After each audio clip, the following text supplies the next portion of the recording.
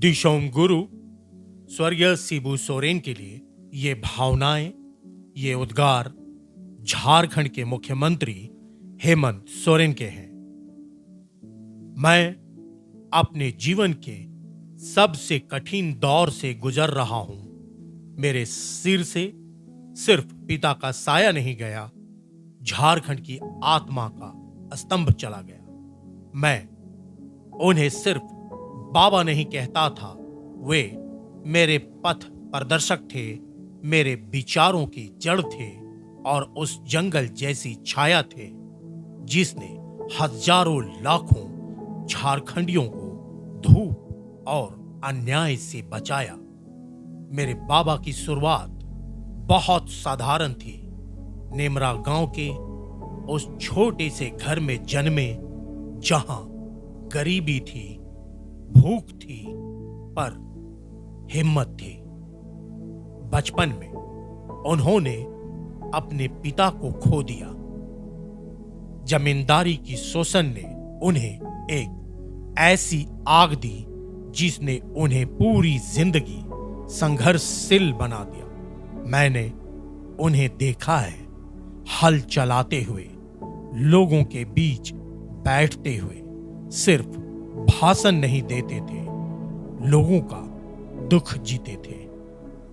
बचपन में जब मैं उनसे पूछता था, बाबा आपको लोग दिशोम गुरु क्यों कहते हैं, तो वे मुस्कुरा कर कहते, क्योंकि बेटा मैंने सिर्फ उनका दुख समझा है और उनकी लड़ाई अपनी बना ली। वो उपाधि न किसी किताब में लिखी गई थी, न संसद ने दी, झारखंड की जनता के दिलों से निकली थी। दिशोम मतलब समाज, गुरु मतलब जो रास्ता दिखाए, हमें चलना सिखाए। बचपन में मैंने उन्हें सिर्फ संघर्ष करते देखा, बड़े बड़ों से टक्कर लेते देखा। मैं डरता था, पर बाबा कभी नहीं डरे। वे कहते थे, अगर अन्याय के खिलाफ खड़ा होना अपराध है तो मैं बार बार दोषी बनूंगा। बाबा की संघर्ष कोई किताब नहीं समझ सकती। वो उनके पसीने में, उनकी आवाज में और उनकी चप्पल से ढकी फटी एड़ी में था। जब झारखंड राज्य बना तो उनका सपना साकार हुआ, पर उन्होंने कभी सत्ता को उपलब्धि नहीं माना। उन्होंने कहा, ये राज्य मेरे लिए कुर्सी नहीं है, यह मेरे लोगों की पहचान है। आज बाबा नहीं है, पर उनकी आवाज मेरे भीतर गूंज रही है।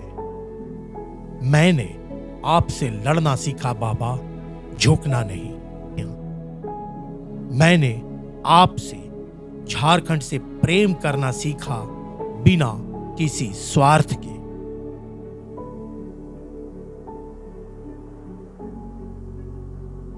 अब आप हमारे बीच नहीं हो, पर झारखंड की हर पगडंडी में आप हो, हर मांदर की थाप में, हर खेत की मिट्टी में, हर गरीब की आंखों में आप झांकते हो।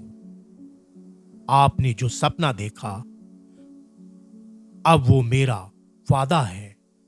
मैं झारखंड को झुकने नहीं दूंगा, आपके नाम को मिटने नहीं दूंगा। आपका संघर्ष अधूरा नहीं रहेगा। बाबा, अब आप आराम कीजिए।